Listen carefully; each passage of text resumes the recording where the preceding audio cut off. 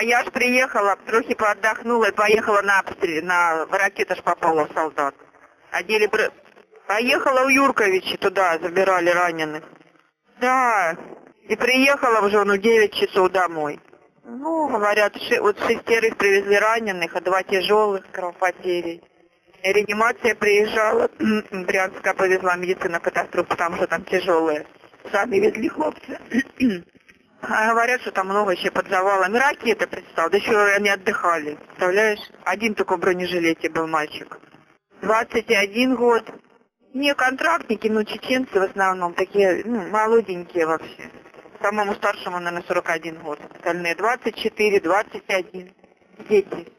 Ну, не знаю, говорят, этот хлопец, который мне видео показывал, я не знаю, забыла, как его зовут, не говорю.